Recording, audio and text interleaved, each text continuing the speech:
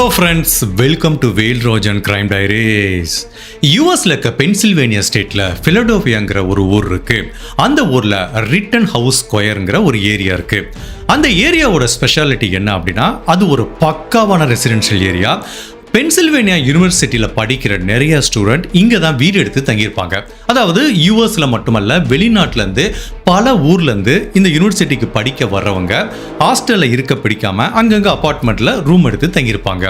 அந்த மாதிரி தான் ஷெனன்கிற ஒரு பெண்மணி இந்த ஏரியாவில் ஒரு அப்பார்ட்மெண்ட்டில் 2வது ஃப்ளோரில் தனியாக தங்கியிருக்காங்க. இவங்களை பொறுத்த வரைக்கும் மற்ற அமெரிக்கன் ஸ்டூடெண்ட் மாதிரி இல்லாமல் ரொம்ப வித்தியாசமாக இருந்திருக்காங்க. இவங்க ஒரு பாருக்கு போக மாட்டாங்க, ஃப்ரெண்ட்ஸ் கூட ஒரு நைட் அவுட்டுக்கு போக மாட்டாங்க. இவங்களோட முழு கவனமும் எப்போ பார்த்தாலும் படிப்பில் தான் இருக்கு. தான் வாழ்க்கையில் ஒரு மிகப்பெரிய சாதனையை பண்ணணுங்கிறதுனால வெறித்தனமா கல்லூரி முடிஞ்சா வீடுன்னு தன்னோட முழு கவனத்தையும் படிப்பில் செலுத்திட்டு இருக்காங்க. அந்த மாதிரி தான் ஒரு நாள் மே மாதம் 7ஆம் தேதி 1998ஆம் வருஷம் வழக்கம் போல காலேஜுக்கு போகிறாங்க. தன்னோட ஃப்ரெண்ட்ஸ் கூட டைம் ஸ்பெண்ட் பண்ணுறாங்க. காலேஜ் முடியுது. சாயங்காலம் 5 மணிக்கு தன்னோட ஃப்ரெண்ட்ஸ் கிட்ட எல்லாத்துக்கிட்டையும் பாய், நான் கிளம்புறேன், நாளைக்கு சந்திப்போங்கிற மாதிரி தன்னோட ஃப்ரெண்ட்ஸு கிட்ட சொல்லிட்டு கிளம்பும் போது அவங்க ஃப்ரெண்ட்ஸுக்கு அப்போ தெரிஞ்சிருக்க வாய்ப்பில்லை, இதுதான் ஷெனனை அவங்க உயிரோட பார்க்க போகிற கடைசி தருணம்னு. ஸோ இவங்களும் சாயங்காலம் வீட்டுக்கு வந்துடுறாங்க. நைட்டு வழக்கம் போல் படிக்க ஆரம்பிக்கிறாங்க. மறுநாள் மே மாதம் 8ஆம் தேதி காலேஜுக்கு இவங்க வரல. அவங்க ஃப்ரெண்டுக்கு இதுவே ரொம்ப வித்தியாசமாக இருக்குது. பிகாஸ் ஷெனன் எப்போவுமே காலேஜை மிஸ் பண்ண மாட்டாங்க. ஒருவேளை அவங்க உடம்பு சரியில்லாமல் வராமல் இருந்தால் கூட ஃப்ரெண்ட்ஸுக்கு முறைப்படி தகவல் சொல்லிடுவாங்க. பட் இன்னைக்கு ஏன் ஷெனன் வரலைன்னு ஒரு பதட்டமான அவங்க கல்லூரி நண்பர்கள் ஒரு மதியம் காலேஜ் முடிஞ்சதுக்கப்புறம் 8ஆம் தேதி நேராக இவங்க தங்கி இருக்கிற அப்பார்ட்மெண்ட்டுக்கு வர்றாங்க. அப்பார்ட்மெண்ட் உள்புறமாக பூட்டப்பட்டிருக்கு. இவங்களுக்கு அதுவே வித்தியாசமாக படுது. ஷெனன் இவ்வளோ நேரம் தூங்கி இருக்க வாய்ப்பில்லை.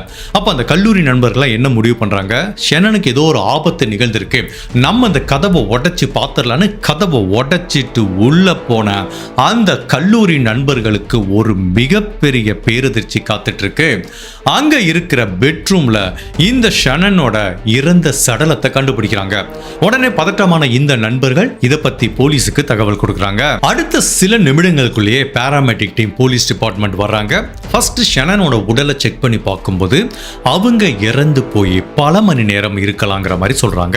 அதுக்கப்புறம் இந்த இடத்துல கிரைம் எப்படி நடந்திருக்கு அப்படிங்கிறத போலீஸ் செக் பண்ணி பார்க்கும்போது ஃபர்ஸ்ட் எந்த விதமான ஃபோர்ஸ் என்ட்ரியும் கிடையாது. அதாவது ஃப்ரண்ட் டோரை உடைச்ச மாதிரியோ ஜன்னலை உடைச்ச மாதிரியோ யாருமே இந்த வீட்டுக்குள்ள வந்ததுக்குரிய தடயங்கள் இல்லை.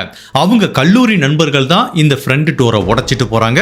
இவங்க உடைச்சிட்டு உள்ள போற வரைக்கும் அந்த ஃப்ரண்ட் டோர் உள்புறமாக தான் லாக் செய்யப்பட்டிருக்கு.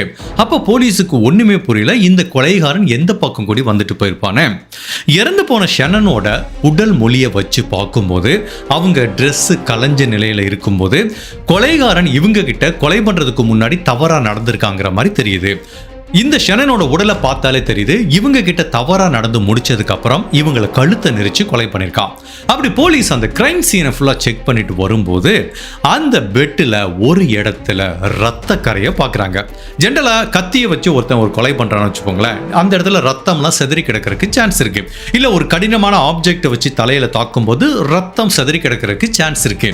பட் இவன் கழுத்தை நெரிச்சு கொலை பண்ணதுனால பெட்டில் எப்படி ரத்தம் வந்ததுங்கிற ஒரு கேள்வி வருது.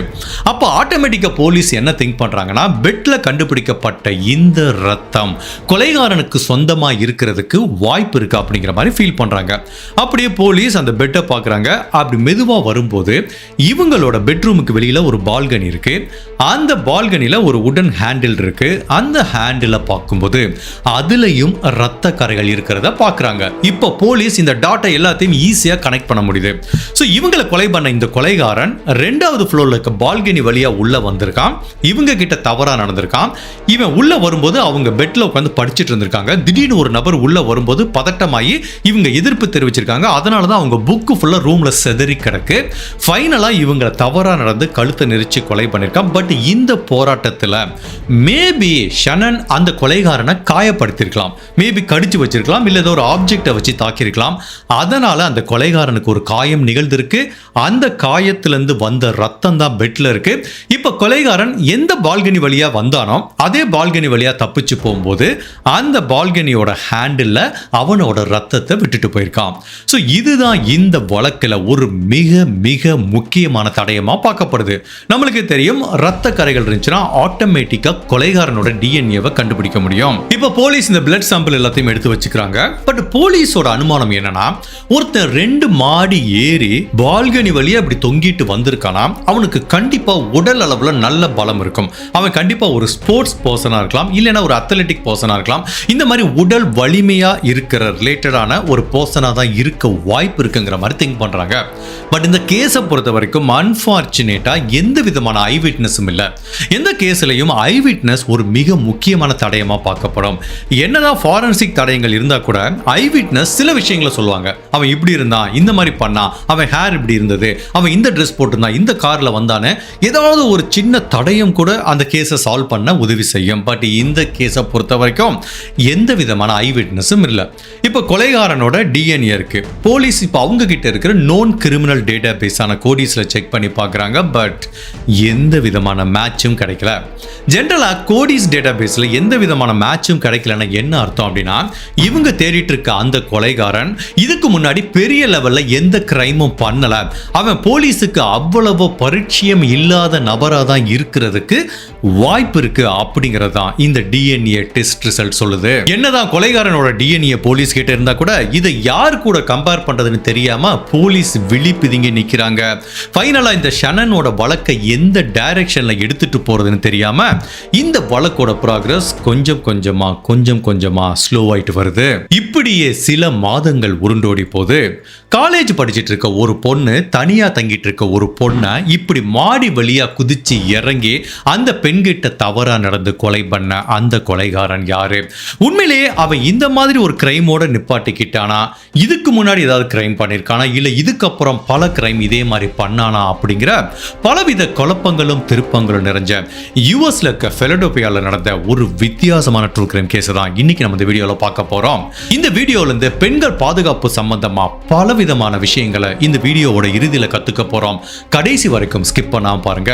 அப்படி ஷனன்கிற இந்த பெண்ணுக்கு உண்மையிலேயே என்ன நடந்தது, அவங்களோட இறுதி நிமிடங்கள் எப்படி இருந்தது, அந்த கொலைகாரனை போலீஸ் அரெஸ்ட் பண்ணாங்களாங்கிறத நம்ம தெரிஞ்சுக்கிறதுக்கு முன்னாடி உங்க டைம் 2 செகண்ட்ஸ் எனக்காக ஸ்பெண்ட் பண்ணி என்னோட வீடியோஸ் உங்களுக்கு பிடிச்சிருந்துச்சுன்னா லைக் பண்ணிட்டு கமெண்ட் பண்ணுங்க. இன் கேஸ் என்னோட சேனலை இது வரைக்கும் நீங்க சப்ஸ்கிரைப் பண்ணாம பார்த்தீங்கன்னா மறக்காம சப்ஸ்கிரைப் பண்ணி என்ன சப்போர்ட் பண்ணுங்க.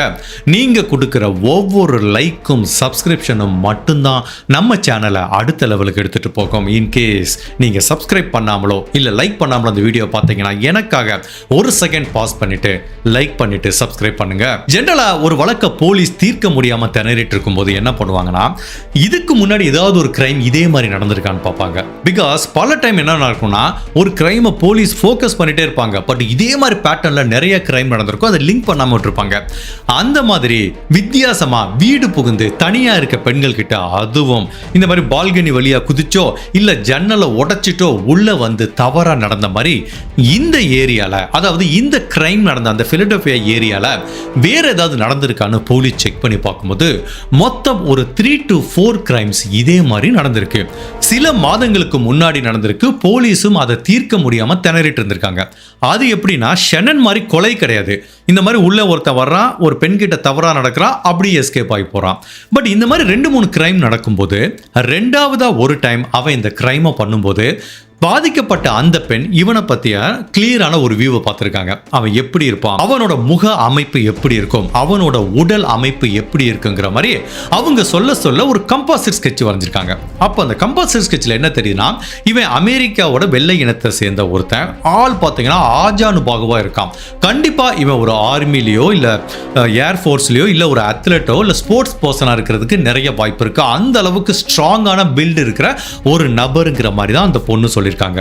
ஸோ அவங்க சொன்ன பல விஷயங்களும் அந்த கிரைமோட நேச்சரும் இப்போ ஷனனோட கொலையோட ஒத்து போறதுனால இதை எல்லாத்தையும் ஏன் ஒரே நபர் பண்ணியிருக்க கூடாது அப்படிங்கிற ஆங்கிள் போலீஸ் திங்க் பண்றாங்க.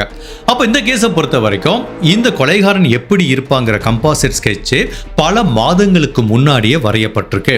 இப்போ அதை அந்த ஏரியாவில் இருக்கிற டிவி, நியூஸ் பேப்பர் எல்லாத்திலையும் பப்ளிஷ் பண்றாங்க. இந்த முக அமைப்பை ஒத்த நபர் யாராவது இந்த ஏரியாவில் இருந்தா உங்களுக்கு தெரிஞ்சவங்களா இருந்தா உடனே போலீஸை காண்டாக்ட் பண்ணுங்கிற மாதிரி அதை டிஸ்ட்ரிபியூட் பண்றாங்க. பட் அன்பார்ச்சுனேட்டா இந்த கம்பாசிட் ஸ்கெட்ச் எந்த விதமான ரிசல்ட்டையும் போலீஸுக்கு கொடுக்கல. ஜெனரலா ஒரு இந்த மாதிரி கொலைகாரங்களோட மனநிலை எப்படி இருக்கும் அப்படிங்கறத தெரிஞ்சுக்கிறதுக்காக இந்த FBIல சைக்காலஜிக்கல் ப்ரொஃபைலர்னு ஒருத்தங்க இருப்பாங்க. அதாவது ஒரு கொலைகாரனோட நேச்சர் எப்படி இருக்கு, அவனோட கேரக்டர் எப்படி இருக்கு, அவன் கொலை பண்றதுக்கு முன்னாடி எப்படி திங்க் பண்ணா, கொலை பண்ணப்ப எப்படி திங்க் பண்ணா, இனிமேல் கொலை பண்ணும்போது எப்படி திங்க் பண்ணுவான், எப்ப அட்டாக் பண்ணுவான், எப்ப அடுத்த கொலை பண்ணுவான் அப்படிங்கிற பல விஷயங்களை இந்த சைக்காலஜிக்கல் ப்ரொஃபைலர் போலீஸ் டிபார்ட்மெண்ட்டுக்கு ஜெனரேட் பண்ணி கொடுப்பாங்க. அந்த மாதிரி தான் இந்த கொலைகாரனோட நேச்சர் என்ன, இவன் இந்த மாதிரி வீடு புகுந்து பெண்கள் கிட்ட தவறா நடந்துக்கிறானே, சில பெண்ணை கொலையும் பண்ணியிருக்கானே, இவனை பத்தியான பல விஷயங்களை கேட்குறாங்க. பட் அதுல பல விஷயங்கள் அவங்க சொன்னா கூட ஒரு விஷயம் எப்படி ஸ்டாண்ட் அவுட்டா தெரியுதுன்னா, நீங்க சொல்ற இந்த கிரைம் எல்லாமே ஒரு 2 கிலோமீட்டர் ரேடியஸ் டிஸ்டன்ஸ்குள்ள நடந்திருக்கு. ஸோ இந்த மாதிரி கம்ஃபர்டபுளா ஒருத்தன் பால்கனி வழியா குதிச்சு உள்ள வந்து தவறா நடந்து கொலை பண்றானா, கண்டிப்பா இந்த ஏரியாவுக்கு அவன் புதுசான ஆள் கிடையாது. பல நாளா பல வருடங்களா இந்த ஏரியால தான் இருக்கான். இந்த ஏரியா அவனுக்கு ரொம்ப பரிச்சயமான ஏரியாவா இருக்கணும். அவனோட விக்டிமை எப்படி சூஸ் பண்றானா, பல நாள் பல மணி நேரம் வெயிட் பண்ணி பொறுமையா காத்திருந்து தான் ஒவ்வொரு பெண்களையும் அவ வேட்டையாடுறான் அப்படிங்கிற மாதிரி அவங்க சொல்றாங்க. இது உண்மையிலேயே போலீஸுக்கு ஒரு வேலிடான பாயிண்டா தெரியுது. அப்ப இந்த ஏரியால ஏற்கனவே பெண்கள் கிட்ட தவறா நடந்து அரெஸ்ட் பண்ணவங்க யாராவது இருக்காங்களா அப்படின்னு போலீஸ் தேடிட்டு இருக்கும்போது இதே ஏரியால இந்த மாதிரி ஒரு கிரைம் நடக்குது. இதே மாதிரி ஒரு பொண்ணு வீட்டில் தனியா இருக்காங்க. அந்த பெண்ணோட ஜன்னல் கதவுகளை அழகா அதுல இருக்க ஸ்க்ரூவை எல்லாத்தையும் ரிமூவ் பண்ணிட்டு, அதுல அன்பார்ச்சுனேட்டா கிரில் இல்ல, ஈஸியா அந்த ஜன்னலையே ரிமூவ் பண்ணிட்டு ஒருத்தன் உள்ள வந்திருக்கான். நைட்டோட நைட்டு அந்த பெண் கிட்ட தவறா நடந்துட்டு எஸ்கேப் ஆயிருக்கான். பட் அந்த பெண்ணை கொலை பண்ணல. ஸோ இந்த கிரிமினலை பொறுத்த வரைக்கும் இந்த ஏரியால பல பெண்கள்கிட்ட வீடு புகுந்து தவறா நடந்தா கூட ஷெனன்கிற அந்த ஒரே ஒரு பெண்மணியை மட்டும்தான் கொலை பண்ணியிருக்கான்.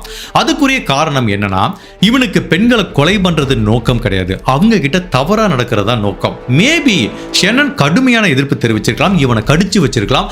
அந்த கோபத்துல இவங்க கழுத்தை நெரிச்சு அவன் கொலை பண்ணிருக்கலாம். ஒட்டுமொத்தத்துல இந்த கிரைமை அவன் இதோட நிப்பாட்ட போறதில்ல. அவனை கூடிய விரைவில் பிடிக்கலனா இந்த மாதிரி பல பெண்கள் பாதிக்கப்படுறதுக்கு வாய்ப்பு இருக்குன்னு மட்டும் போலீஸுக்கு நல்லாவே தெரியுது. 1998 வருஷத்திலிருந்து 2001 வருஷம் வரைக்கும் இந்த பிலடெல்பியால ஒரு பெண் கொலை செய்யப்பட்டிருக்காங்க தவறா நடந்ததுக்கு அப்புறம். அதுக்கப்புறம் 5 பெண்கள் கிட்ட தவறா நடந்திருக்கான். மொத்தம் 6 கிரைம் நடந்திருக்கு. எப்ப வேணாலும் இவன் திரும்ப இந்த மாதிரி தவற பண்ணுவான்னு போலீஸ் கண்காணிச்சிட்டு இருக்காங்க. பட் அதுக்கப்புறம் இந்த மாதிரி எந்த இன்சிடென்ட்டும் நடக்கல. சில மாதங்கள் உருண்டோடி போது, ஏன் 1 வருடங்கள் கூட ஆகுது. உண்மையிலேயே அவன் இதுக்கப்புறம் எந்த பெண்கள் கிட்டையும் தவறா நடந்துக்கல. போலீஸ் என்ன நினைக்கிறாங்க, சரி ஓகே இவன் சம்மர் வின்டர் அந்த மாதிரி சீசனை செலக்ட் பண்ணி நடந்துக்கிறான்னு சொல்லி வெயிட் பண்ணி பார்க்குறாங்க. பட் அப்பவும் இவன் எந்த தவறையும் நடந்துக்கல. இப்போ போலீஸுக்கு ஒரு பதட்டம் ஆயிருது. ஒருவேளை அந்த நபர் இந்த பிலடெல்பியா விட்டு ஓடி போயிட்டானோ, வேற ஊருக்கு போயிட்டானுங்கிற மாதிரி நினைக்கிறாங்க. பிகாஸ் இந்த கிரைமை பண்ணிட்டு இருந்தவங்க திடீர்னு வேற ஊருக்கு போயிட்டாங்கன்னா அவங்கள கண்டுபிடிக்கிறது உண்மையிலேயே ரொம்ப சிரமமான விஷயம். அதுலயும் போலீஸுக்கு இருக்கிற ஒரு பயம் என்னன்னா, இந்த ஏரியால ஏற்கனவே பென்சில்வேனியா யூனிவர்சிட்டியில படிக்கிற நிறைய ஸ்டூடெண்ட் இருக்காங்க. ஜஸ்ட் திங்க் பண்ணி பாருங்க, அந்த யூனிவர்சிட்டிக்கு ஒரு ஸ்டூடெண்ட் வெளியூர்ல இருந்து படிக்க வந்திருக்கான். அவன் இந்த கிரைம்லாம் பண்றான்னு வச்சுக்கோங்களேன். இப்போ அவனுக்கு இந்த எஜுகேஷன் முடிஞ்சு போச்சு, திரும்ப தன்னோட சொந்த ஊருக்கு போயிட்டான். அப்போ அவனை எப்படி பிடிக்க முடியும்? ஸோ ஒன்று மட்டும் போலீஸுக்கு புரியுது, ஒன்று அவன் உயிரோட இல்லை, அவனுக்கு ஏதாவது ஒன்று நடந்திருக்கலாம், அதனால அந்த கிரைம் ஸ்டாப் ஆயிருக்கலாம், இல்லை அவன் இந்த ஊரை விட்டு ஓடி போயிருக்கலாங்கிற மாதிரி தான் திங்க் பண்றாங்க. இப்போ பிலடெல்பியா போலீஸ் இவனை தேடுறாங்க. அதுக்கப்புறம் அந்த ப்ராக்ரஸ், கேஸோட ப்ராக்ரஸ் கொஞ்சம் கொஞ்சமா ஸ்லோ ஆயிட்டு இருக்கு. இப்படியே சில மாதங்கள் உருண்டோடி போது இந்த பிலடெல்பியால இருந்து கிட்டத்தட்ட 1700 மைல் தொலைவில் கலரோடாங்கிற ஒரு ஸ்டேட் இருக்கு. அந்த ஸ்டேட்ல ஃபோர்ட் காலின்ஸ்ங்கிற மாதிரி ஒரு ஊர் இருக்கு. அந்த ஊர்ல அடுத்தடுத்து இந்த மாதிரி கிரைம் நடக்க ஆரம்பிக்குது. அதாவது கிட்டத்தட்ட 6 மாசம் டியூரேஷன்ல மொத்தம் 5க்கும் மேற்பட்ட பெண்களை யாரோ ஒரு நபர் வீடு புகுந்து இந்த மாதிரி தவறா நடந்துக்கிறான். அதுவும் பேட்டர்ன் ஒரே மாதிரி இருக்கு. தனியா இருக்கிற பெண்கள் மேக்சிமம் பால்கனி வழியா உள்ள வர்றான், இல்ல ஜன்னலை உடைச்சிட்டு வர்றான், வந்து தவறா நடக்கிறான். எந்தவித எவிடன்ஸும் விடாம பக்காவா க்ளீன் பண்ணிட்டு அந்த கிரைம் சீனை விட்டுட்டு போயிடறான். கிட்டத்தட்ட ஒரு 6 மாசத்துல ஒரு 4-5 பெண்கள் இதே மாதிரி பாதிக்கப்பட்டிருக்காங்க. ஸோ இப்போ அந்த ஃபோர்ட் காலின்ஸுங்கிற போலீஸ் ஆஃபீஸரும் இவனை வலை வீசி தேடிட்டு இருக்காங்க. பட் அவங்களுக்கு தெரியாது ஃபிலடெல்ஃபியாவில் இந்த மாதிரி ஏற்கனவே ஒரு கிரைம் நடந்திருக்குன்னு. ஸோ இது ரெண்டுமே வேற வேற ஸ்டேட், அவங்களுக்குள்ள வேற வேற டேட்டா பேஸ் இருக்கு. ரெண்டுக்குமே அப்போ ஏர்லி ஸ்டேஜில் லிங்க் கிடையாது. ஸோ இவங்களும் இந்த ஃபோர்ட் காலின்ஸில் ஊரில் இருக்க போலீஸ் ஆஃபீஸரும் இவனை தேடிட்டு இருக்காங்க. ஃபர்ஸ்ட் ஒரு 4 கிரைம்ல எந்த தடையுமே கிடைக்கல. பட் 5வது கிரைம்ல அந்த நபர் போலீஸுக்காக ஒரு தடயத்தை விட்டுட்டு போயிருக்கான்.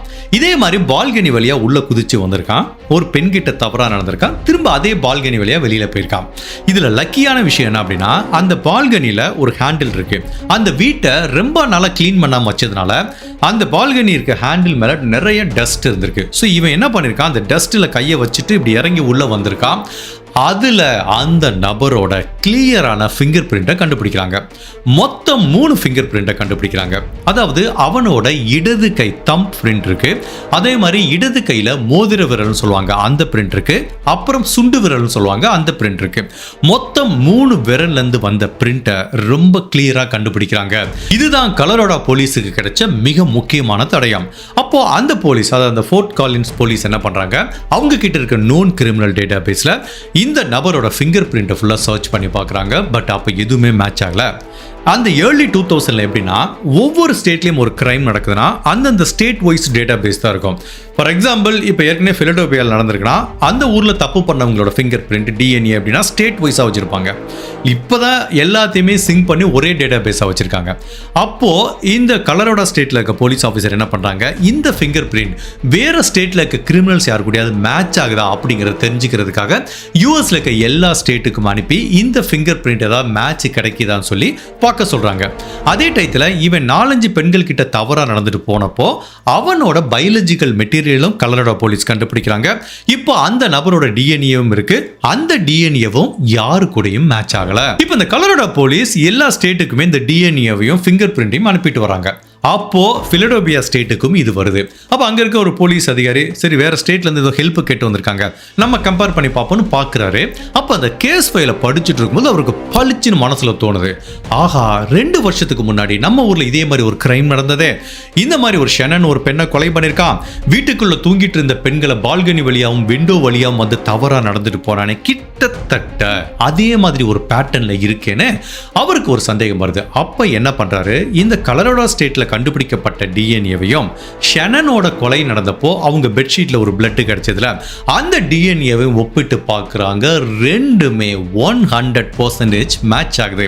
ஸோ இதுல இருந்து என்ன தெரியுதுன்னா, 98ல இருந்து 2001 வரைக்கும் பிலடெல்ஃபியா ஸ்டேட்ல இந்த மாதிரி கிரைம் பண்ணிட்டு இருந்த அதே நபர் தான் 1700 மைல் டிராவல் பண்ணி இப்போ கலரோடா ஸ்டேட்ல இருக்கிற ஃபோர்ட் காலின்ஸ்ங்கிற ஊர்ல போய் அதே கிரைமை பண்ணிட்டு இருக்கான். ரெண்டையும் பண்ணிட்டு இருக்குது ஒரே நபர்னு தெரிய வருது. உண்மையிலேயே இதுதான் இந்த வழக்குல ஒரு மிகப்பெரிய பிரேக் த்ரூவா பார்க்கப்படுது. இப்போ அடுத்து போலீஸ் என்ன மாதிரி விசாரணை பண்றாங்கன்னா, ஒருத்தன் ஒரு ஸ்டேட்ல இருந்து இன்னொரு ஸ்டேட்டுக்கு போயிருக்கானா, கண்டிப்பா வேலை நிமித்தமா அவன் மூவ் ஆகி போறதுக்கு சான்ஸ் இருக்கு. அப்போ நம்ம ஒரு டேட்டா பேஸ் எடுக்கலாம். 98ல இருந்து 2001 வரைக்கும் யாரெல்லாம் பிலடெல்ஃபியால இருந்து 2001க்கு அப்புறம் கலரோடாக்கு மூவ் ஆகி போனாங்க, அதுவும் ஃபோர்ட் காலின்ஸ்ங்கிற இந்த ஊருக்கு மூவ் ஆகி போனாங்க அப்படிங்கிற மாதிரி ஒரு டேட்டா பேஸ் எடுக்கிறாங்க. அப்படி டேட்டா பேஸை எடுத்து பார்க்கும்போது அதுலயும் ஸ்பெசிபிக்கா ஆண்களை அந்த லிஸ்ட் எடுத்து பார்க்கும்போது மொத்தம் 320 பேர் அந்த லிஸ்ட்ல வராங்க. அந்த 320 பேர்ல அவங்களோட ஏஜ் ஃபேக்டரை வச்சு பிரிக்கிறாங்க. ஒரு 20ல இருந்து 30 வயசு வரைக்கும் யார் இருக்காங்கன்னு பார்க்கும்போது அதுல மொத்தம் 83 பேர் வர்றாங்க. பிகாஸ் ஏற்கனவே இந்த கிரைம்ல பாதிக்கப்பட்ட பெண்கள் எல்லாருமே சொல்ற விஷயம், அவன் ரொம்ப யங்கான பர்சன். ஈவன் கம்போசிட் ஸ்கெட்ச் வரையறதுக்காக உதவி செஞ்ச அந்த பெண் கூட சொல்றது இதுதான். அதனாலதான் போலீஸ் இந்த 20ல இருந்து 30 வயசு வரைக்கும் இருக்கிற நபர்களை ஃபில்டர் பண்றாங்க. இப்போ ஃபைனலா போலீஸ் கிட்ட ஒரு 83 பேர் சஸ்பெக்ட் இருக்காங்க. இந்த 83 பேர்ல ஒருத்தன் இந்த கொலைகாரனா இருக்கிறதுக்கு வாய்ப்பு இருக்குன்னு இப்போ பிலடெல்ஃபியா போலீஸ் என்ன பண்றாங்க, இந்த 83 பேரோட லிஸ்டையும் கலரோடா போலீஸுக்கு அனுப்பி வைக்கிறாங்க. இங்க பாருங்க சார், இந்த 83 பேர்ல ஒருத்தன் கொலைகாரனா இருக்கிறதுக்கு சான்ஸ் இருக்கு. இந்த 83 பேர் உங்க ஸ்டேட்ல தான் இருக்கா, நீங்க தேடி பாருங்கிற மாதிரி இந்த லிஸ்ட் அவங்க கிட்ட கொடுக்குறாங்க. அப்போ இந்த கலரோட போலீஸ் என்ன சொல்றாங்கன்னா, ஓகே சார் நாங்க தேடி பார்க்குறோம், பட் பிலடெல்பியால இந்த கிரைம் நடந்தப்போ, அதாவது 2வது டைம் அவன் ஒரு பெண்ணு கிட்ட தவறா நடந்தப்போ ஒரு பெண் அவனை நல்லா பார்த்துருக்காங்க. அப்போ ஒரு கம்பாசிட் ஸ்கெட்ச் வரைஞ்சி நீங்க தேடினீங்களே, அந்த கம்பாசிட் ஸ்கெட்சை என்கிட்ட கொடுங்கிற மாதிரி கேட்குறாங்க. ஸோ பிலடெல்பியா போலீஸும் கொடுக்குறாங்க. கலரோட போலீஸ் என்ன பண்றாங்க, அந்த ஏரியால, அதாவது இவங்க அந்த ஃபோர்ட் காலின்ஸ்ல எந்த ஏரியால இந்த கிரைம் நடந்ததோ அந்த ஏரியால இதை ஃபுல்லாவே நோட்டீஸ் அடிச்சு ஓட்டுறாங்க. இப்படி போலீஸ் இந்த கம்போசிட் ஸ்கெட்சை வச்சு அவனை தேடிட்டு இருக்க இந்த நேரத்துல அந்த ஊர்ல திரும்பவும் ஒரு கிரைம் நடக்குது. ஏற்கனவே 6 பெண்களை சீரழிச்சிருக்கா. இந்த கலரோடா ஸ்டேட்ல இன்னொரு பெண்ணையும் இதே மாதிரி வீடு புகுந்து தனியா இருக்க பெண்களை சீரழிக்கிறான். ஸோ இவன் என்ன பண்றான், என்னோட பேட்டர்ன் எப்படி இருக்குன்னா, பல நாட்கள் ஒரு பெண்ணை வந்து பிக்கப் பண்றான். அந்த பெண்ணை 24 மணி நேரம் பின்தொடரான். அவங்க எங்க வேலை பார்க்குறாங்க, படிக்கிறாங்க, தனியா இருக்காங்களா இல்லையா, அவங்க வீட்டுக்குள்ள வேற யாராவது இருக்காங்களா, அந்த பெண் காலேஜ் போயிட்டு வந்துட்டா வீட்டுக்குள்ள வர்றா, ஃப்ரெண்ட்ஸ் யாராவது வர்றாங்களா, சொந்தக்காரங்க வர்றாங்களா, இல்ல அந்த பெண் எப்போ வீட்டில் தனியா இருப்பா, அப்படிங்கிற மாதிரி பலவிதமான தகவலை சேகரித்து வச்சுக்கிறான். அதுக்கப்புறம் நைட்டு தான் இந்த அட்டாக் நடக்குது. ஸோ நைட்டு அந்த பெண் தனியாக இருக்காங்களா இல்லையாங்கிறத பார்த்துக்கிறான். ஸோ கண்டிப்பாக பல நாட்கள் ஒரு பெண்ணை நோட்டமிராட்டா இவ்வளோ தகவல் அவனுக்கு கிடைக்காது.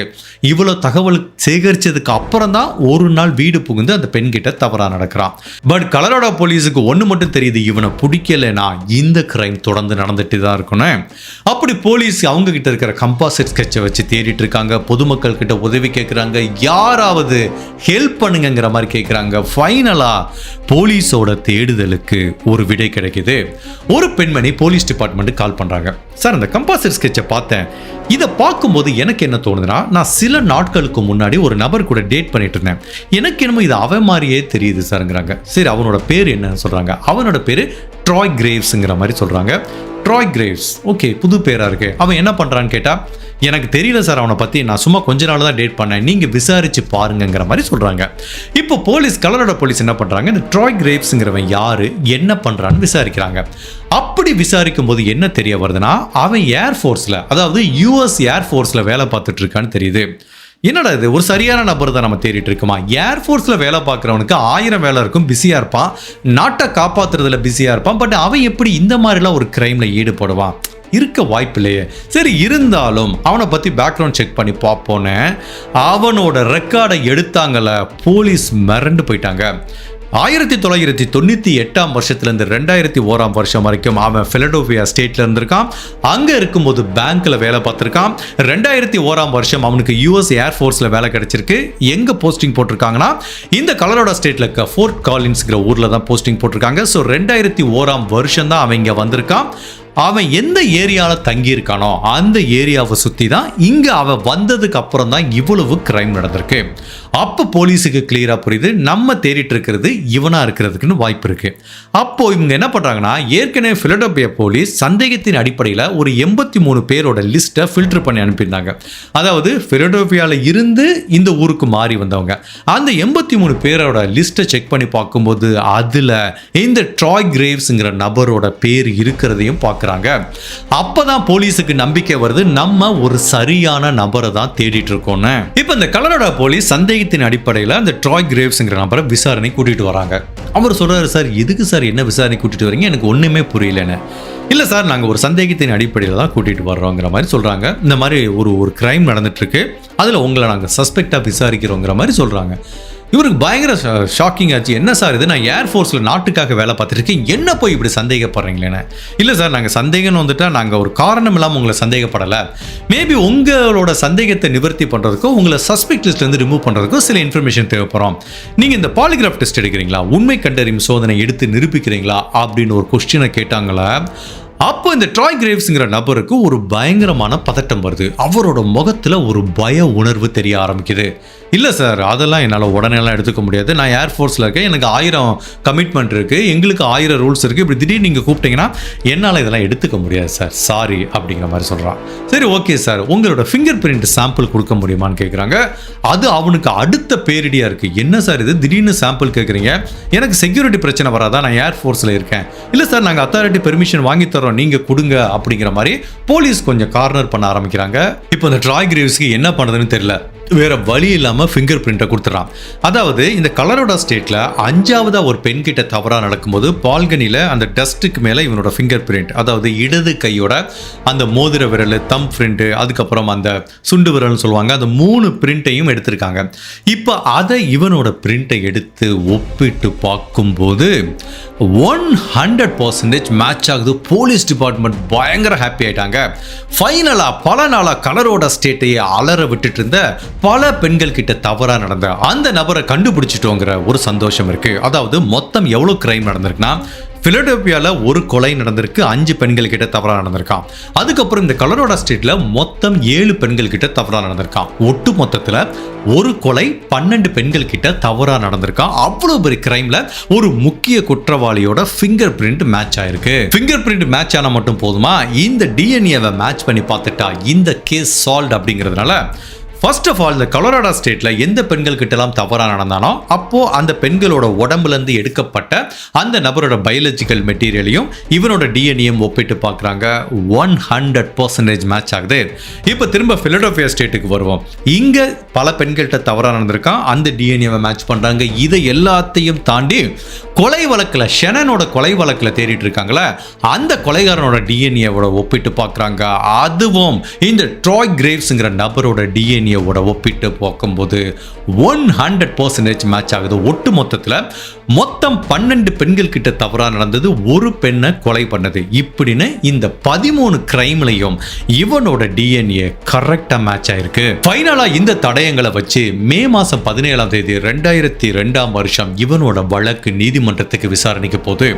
அமெரிக்கால சட்டத்திட்டம் எப்படி இருக்குன்னா, ஒரு ஸ்டேட்ல ஒரு கிரைம் நடக்குதுன்னா அந்த ஸ்டேட்டுக்குன்னு ஒரு லா இருக்கும், அந்த ஸ்டேட்டுக்குன்னு ஒரு நீதிமன்றம் இருக்கும். ஒவ்வொரு ஸ்டேட்டுக்குமே தண்டனை வித்தியாசப்படும். சில ஸ்டேட்ல மரண தண்டனை இருக்கும், சில ஸ்டேட்ல மரண தண்டனை இருக்காது. ஸோ எந்த ஸ்டேட்ல கிரைம் நடக்குதோ அந்த ஸ்டேட்ல தான் அவனுக்கு கன்வீட் பண்ணுவாங்க.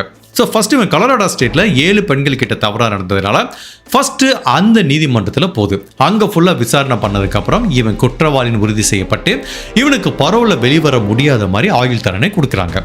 இப்போ அதுக்கப்புறம் பிலடெல்பியா ஸ்டேட்ல அந்த வழக்கு விசாரணைக்கு போகுது. அங்கே 5 பெண்கள் கிட்ட தவறா நடந்திருக்கான், ஒரு பெண்ணை கொலை பண்ணியிருக்கான். அந்த வழக்கில் இவன் குற்றவாளின்னு உறுதி செய்யப்பட்டு அங்கேயும் இவனுக்கு ஆயுள் தண்டனை கொடுக்குறாங்க. இப்போ நம்ம எல்லாத்துக்கும் ஒரு டவுட் வரும், இவ்வளோ பெரிய கிரைம் பண்ணியிருக்கானே இவனுக்கு எதுக்கு மரண தண்டனை கொடுக்கல அப்படின்னா, இவங்கிட்ட ஒரு டீலிங் பேசியிருக்காங்க. பிகாஸ் இவன் சில கிரைம்ல மட்டும்தான் டிஎன்ஏ எவிடன்ஸ் இருக்கு, சில கிரைம்ல டிஎன்ஏ இல்லை. பட் இவன் என்ன சொல்றான், நான் பண்ண எல்லா கிரைமையும் கன்ஃபெஷன் பண்ணிக்கிறேன், சிலதுல எவிடன்ஸ் இருக்கு, சிலதுல இல்லை, பட் நான் கரெக்டான தகவலை சொல்லிடுறேன், பட் எனக்கு நீங்க மரண தண்டனை கொடுக்க கூடாதுங்கிற மாதிரி இவன் 2 ஸ்டேட்ல இருக்க ப்ராசிக்யூட்டரையும் ஒரு டீல் பேசினதுனால தான் சரி ஓகே எல்லா வழக்கும் சால்வ் பண்ணா போதுன்னு ஒரு அக்ரிமெண்ட் பேசினதுக்கு அப்புறம் தான் எல்லா வழக்கிலையும் இவனை லிங்க் பண்ணியிருக்காங்க. ஈவன் இந்த 13 கேஸ் தவிர இன்னொரு 2-3 கேஸ்ல கூட, அதாவது டிஎன்ஏ தடயங்கள் இல்லாத சில கேஸ்ல கூட இவனை லிங்க் பண்ணிருக்காங்க. அதனால இவனுக்கு தூக்கு தண்டனை கொடுக்க முடியாட்டா கூட பரவாயில்ல, இவனுக்கு பரோல்ல வெளிவர முடியாத மாதிரி ஆயுள் தண்டனை கிடைக்கலாங்கிறதுனால தான் இந்த டீலுக்கு ஒத்துக்கிட்டாங்க. ஸோ இப்போ 2 ஸ்டேட்லையும் இவனுக்கு ஆயுள் தண்டனை கொடுத்துட்டாங்க, பரோல்ல வெளிவர முடியாத மாதிரி. இப்போ எந்த ஸ்டேட்ல இவன் தண்டனையை அனுபவிக்கிறான், எந்த ஸ்டேட்ல சிறையில் இவன் இருக்கணும் பார்த்தா, அமெரிக்காவில் சட்டத்திட்டம் எப்படி இருக்குன்னா, என்னதான் 2-3 ஸ்டேட்ல இவனுக்கு கன்விக்ஷன் கொடுத்தா கூட எந்த ஸ்டேட்ல ஃபர்ஸ்ட் கன்விக்ட் பண்றாங்களோ அந்த ஊர்ல தான் இவன் இருக்கணுங்கிறாங்க. பட் இவனுக்கு ஃபர்ஸ்ட் எங்க தண்டனை கொடுத்தாங்க, கலரோடாங்கிற ஸ்டேட்ல தான். இப்போ வரைக்கும் இவன் அந்த ஸ்டேட்ல இருக்க பிரிசன்ல தான் இருந்துட்டு இருக்கான். இப்போ வரைக்கும் இவன் உயிரோட தான் இருக்கான். இந்த கேஸ் இதோட முடிவுக்கு வந்துருது. பட் இந்த கேஸ் சம்பந்தமா நீங்க நல்லா பார்த்தீங்கன்னா தெரியும், இவன் என்ன மாதிரி விக்டிம்லாம் சூஸ் பண்றான், எந்த மாதிரி பெண்களை சூஸ் பண்றான், அந்த பெண்கள் என்ன மாதிரிலாம் தவறு பண்ணாங்க, எப்படி இவங்கிட்ட மாட்டிக்கிட்டாங்கிறத நம்மளால யூகிக்க முடியுது. இந்த மாதிரி பேராபத்திலிருந்து தனியா இருக்க பெண்கள் தங்களை எப்படி பாதுகாத்துக்கலாம் அப்படிங்கிற மாதிரி சில முக்கியமான விஷயங்களை இனிமேல் டிஸ்கஸ் பண்ண போறோம். இதை கேட்க விருப்பம் இல்லாதவங்க நீங்க இங்கேயே ட்ராப் பண்ணிக்கலாம். உங்களுக்கு இந்த பாதுகாப்பு சம்பந்தமான சில விஷயங்கள் கேட்க இன்ட்ரெஸ்ட் இருந்துச்சுன்னா நீங்க கண்டினியூ பண்ணிக்கலாம். இந்த கேஸ்ல பாத்தீங்கன்னா நான் ஏற்கனவே சொன்ன மாதிரி அவன் பெண்களை எப்படி சூஸ் பண்றான் அப்படின்னா, பல நாட்கள் பின்தொடர்ந்து அவங்க ஃபர்ஸ்ட் தனியா இருக்காங்கிறத பாத்துக்கிறான். ஒரு வாரம் யாரையும் நோட் பண்ணா தெரிஞ்சு போயிடும். இந்த பொண்ணு வீட்டுல இருந்து கிளம்புறப்ப பார்த்தா அந்த வீட்டுக்குள்ள இந்த பெண் கதவை பூட்டிட்டு போகுது அப்படின்னா தனியா இருக்குன்னு அர்த்தம். சாயங்காலம் வேலை முடிஞ்சு வந்து கதவை திறக்குதுன்னா இந்த பெண் தனியா இருக்குன்னு அர்த்தம். ஸோ அதுக்கப்புறம் அந்த வீட்டை நோட்டமிட்டாலே வேற ஆள் நடமாட்டம் இல்லைன்னா இந்த பெண் தனியா தங்கி இருக்காங்கிறத ஒரு வாரம் நோட் பண்ணாலே யாராலையும் ஈஸியா கண்டுபிடிக்க முடியும். ஸோ இவன் அந்த மாதிரி நோட் பண்றான். ஸோ எந்த டைத்துல அவங்களை அட்டாக் பண்ணலாம், பிகாஸ் சில பேர் என்ன பண்ணுவாங்கன்னா ஜன்னலை உடைச்சிட்டு போவாங்க, அதுக்கப்புறம் ஃப்ரெண்ட் ஒரு ஏதாவது பெல் அடித்து கதவு திறக்கிறப்ப தள்ளிட்டு போவாங்க. பட் இவனோட டாக்டிஸ் எப்படி இருக்குன்னா, நைட் அந்த பெண்கள் தூங்கிட்டு இருக்கும்போது மெயினாக பால்கனி வழியாக குதிச்சு போகிறது. ஸோ இவனுக்கு வந்து பார்த்தீங்கன்னா அவ்வளோ தூரம் உடம்புல ஸ்ட்ரென்த் இருந்திருக்கு. அதுக்கப்புறம் ஜன்னலை வந்து அந்த ஸ்க்ரூலாம் கழட்டிட்டு விண்டோவையே ஓப்பன் பண்ணிட்டு போகிறது. ஸோ இதுலேருந்து நம்ம எடுத்துக்க வேண்டிய முக்கியமான ஃபர்ஸ்ட் சேஃப்டி டிப்ஸ் என்னன்னா, இதை நான் இன்னொரு கிரைமில் கூட சொல்லியிருக்கேன். இதே மாதிரி ஒரு கிரைம் நடந்திருக்கு. நம்ம பல டைம் என்ன பண்ணுவோம்னா, வீட்டோட ஃப்ரெண்டு கதவை நல்லா சாத்துப்போம், கிரில் எல்லாத்தையும் சாத்திடுவோம், ஈவன் ஜன்னலை கூட சாத்திடுவோம். சில சமயம் பார்த்தீங்கன்னா எல்லார் வீட்லேயும் பால்கனி இருக்கும். அந்த பால்கனிக்கு உள்ள என்ன இருக்குன்னா, ஒரு ஃப்ரெஞ்சு டோர் போட்டிருப்போம். அந்த ஃப்ரெஞ்சு டோருக்கும் ஒரு கிரில் இருக்கும். இல்லை நிறைய வீட்டில் பால்கனிக்கே சேஃப்டி கிரில் வச்சுருப்பாங்க. அது வந்து ரொம்ப பெட்டர். பட் நிறைய வீட்டில் அது இருக்காது. அப்போ நம்ம என்ன பண்ணுவோம், பல நாள் இந்த பால்கனியோட கதவை வந்து சாத்தாமையே அது வந்து சேஃப்டியாக சும்மா லாக் பண்ணியிருப்போம். இல்லைன்னா அந்த கிரில்லை சாத்தாமல் பல டைம் காற்று வரட்டுன்னு ஓப்பனாகவே விட்டுட்டு தூங்கிடுவோம். அது எவ்வளவு டேஞ்சர் அப்படிங்கிறது இந்த வழக்குலேருந்து நம்ம கற்றுக்கலாம். பிகாஸ் பால்கனி வழியாக நம்ம யார் வரப்போகிறா அப்படிங்கிற ஒரு அசால்ட்டான தைரியம் தான். அதுவும் 2வது மாடி 3வது மாடியில் இருக்கவங்களுக்கு இந்த தைரியம் அதிகமாக இருக்கும். அது எப்படி இவ்வளோ தூரம் எவனாவது ஏறி வரப்போகிறான்னு. கிரவுண்ட் ஃப்ளோரில் ரிஸ்க் அதிகம். பால்கனி டோரை திறந்து வச்சுக்கணும், அது வந்து ரொம்பவே ரிஸ்க் அதிகம். பட் ஃபர்ஸ்ட் ஃப்ளோர் செகண்ட் ஃப்ளோர்லையும் இந்த ரிஸ்க் இருக்குது ஆக்சுவலி. இப்போ இதில் பாருங்கள், அந்த பெண்ணு 2வது மாடியில் இருந்திருக்காங்க. அவன் நோட் பண்ணிட்டு இருக்கான், அழகாக தெரியுது பால்கனி கதவு திறந்துருக்குன்னு. அப்படியே டக்குன்னு பால்கனி வழியாக ஏறி உள்ளே வந்துட்டான். ஸோ எத்தனை ஃப்ளோரில் இருந்தால் கூட வரணும்னு நினச்சா ஒருத்தனால வர முடியும். So here after make sure தனியாக இருக்க பெண்கள் தயவு செய்து பால்கனியை அந்த டோர், அதாவது ஃப்ரெஞ்சு டோராக இருந்தாலும் சரி, சேஃப்டி கிரில் என்ன இருந்தாலும் அதை ஒரு மெயின் டோர் மாதிரி நினச்சி பக்காவாக லாக் பண்ணிடுங்க. எந்த பக்கம் எவன் வருவான் அப்படிங்கிறதையும் சொல்ல முடியாது. அதே மாதிரி 2வது ஒரு முக்கியமான விஷயம், இந்த ஸ்க்ரீன் நான் நிறைய கேஸில் சொல்லியிருக்கேன். இன்கேஸ் கேட்காதவங்களுக்கு அது ஹெல்ப்ஃபுல்லாக இருக்கும். நிறைய வீட்டில் பார்த்தீங்கன்னா நம்ம விண்டோ இருக்கும், விண்டோக்கு உள்ள ஒரு ஸ்க்ரீன் இருக்கும். ஸோ எப்போவுமே நீங்கள் தனியாக இருந்தீங்கன்னா உள்ளே வந்து விண்டோவை போட்டு அதுக்குள்ளே இருக்க ஸ்க்ரீனை மூடிடுங்க. அதுக்கு என்ன ரீசன் அப்படின்னா, நீங்கள் ஸ்க்ரீனை போடலைன்னா என்ன ஆகுனா, என்ன தான் விண்டோவை சாத்திருந்தா கூட அந்த கண்ணாடி வழியாக நீங்கள் வீட்டுக்குள்ளே லைட்டு போட்டிருந்தீங்கன்னா அந்த மூமெண்ட், அந்த நிழலை வச்சு, ஷேடோவை வச்சு இந்த வீட்டுக்குள்ளே யார் இருக்கா, இந்த ரூமுக்குள்ளே எத்தனை பேர் இருக்கா அப்படிங்கிறத வெளியில் ஒரு 10 நிமிஷம் பார்த்தாலே தெரிஞ்சு போயிடும். இப்போ 2-3 பெட்ரூம் இருக்க ஒரு வீடு எடுத்துப்போம். நீங்கள் ஒரு வீட்டுக்குள்ளே போகிறீங்க, அப்போ ஒரே ஒரு பெட்ரூம் லைட்டு மட்டும் எரியுது, அந்த விண்டோ பூட்டி இருக்குது, ஸ்க்ரீன் ஓப்பனாக இருக்குது. அப்போ ஒரே ஒரு ஷேடோ மட்டும் நடந்துகிட்டே இருக்குது. ஒரு 2 hours ஒருத்தன் பார்த்துட்டே இருக்கான்னா அப்போ அவனுக்கு கிளியராக புரியும், மற்ற 2 பெட்ரூம் லைட்டும் ஆஃப் ஆகிருக்கு, இங்கே மட்டும்தான் ஒரு ஷேடோ இருக்குது, அப்போ அந்த பெண் மட்டும்தான் தனியாக இருக்கா அப்படிங்கிறத வெளியில் உட்காந்து ஈஸியாக கண்டுபிடிக்க முடியும். ஸோ இதுக்கு என்ன பண்ணுறது, எல்லா விண்டோவுக்கும் வந்து பக்காவாக ஸ்க்ரீன் போட்டுருங்க.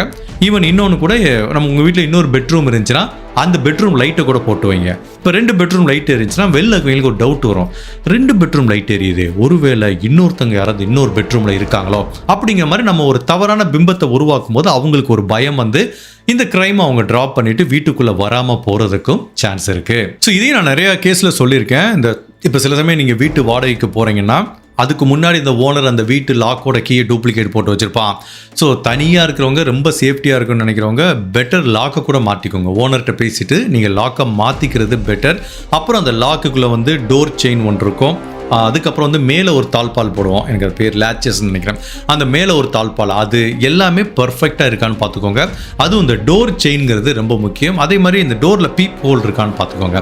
அதுவும் இல்லாமல் திடீர்னு நம்ம வீட்டுக்கு வந்து யாராவது கதவை தட்டுறாங்கன்னா திறக்கிறதுக்கு பயமாக இருக்கும். ஸோ அந்த பீப் ஹோல் வழியாக யார் என்னன்னு பார்த்து தேவைப்பட்ட அந்த டோர் செயினை லாக் பண்ணிவிட்டு மெதுவாக கதவை திறந்தால் கொஞ்சம் சேஃப்டியாக இருக்கும்.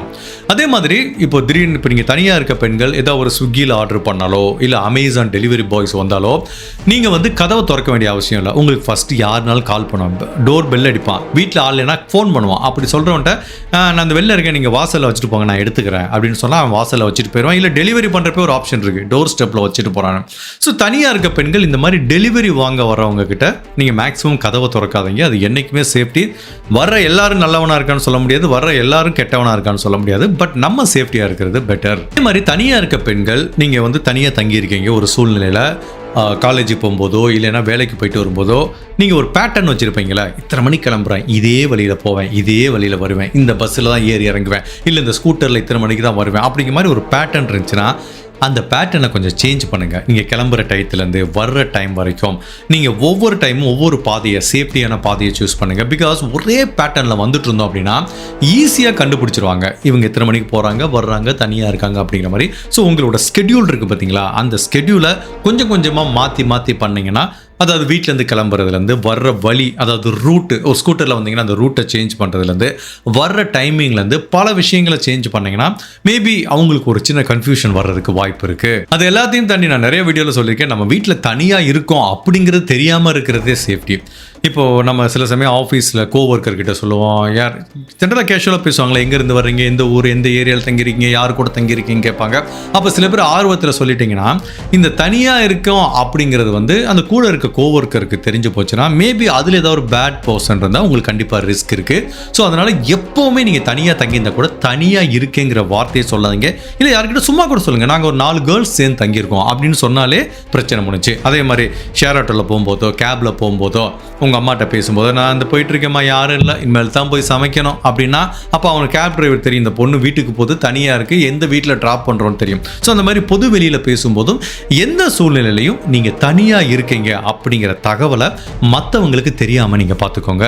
அதே மாதிரி நீங்கள் தனியாக இருக்க பெண்கள் தூங்கும்போது பக்கத்தில் எமர்ஜென்சிக்கு ஃபோனு, சில சேஃப்டி, அதாவது ஒரு சின்ன ஒரு ஸ்க்ரூ டிரைவர் மாதிரியோ கத்தி மாதிரியோ, அதுக்கப்புறம் பெப்பர் ஸ்ப்ரே மாதிரியோ, இந்த மாதிரி சின்ன சின்ன ஒரு பாதுகாப்பு உபகரணங்களை வச்சுக்கலாம். இதையும் தாண்டி உள்ளே யாராவது வந்தால் நம்மளை தற்காத்துக்கிறதுக்கு எமர்ஜென்சிக்கு, பிகாஸ் அந்த உள்ளே ஒருத்தர் நம்ம தாக்கும்போது அந்த ஃபர்ஸ்ட் 5 to 10 மினிட்ஸ் தான் நம்மளுக்கு கிடைக்கும்.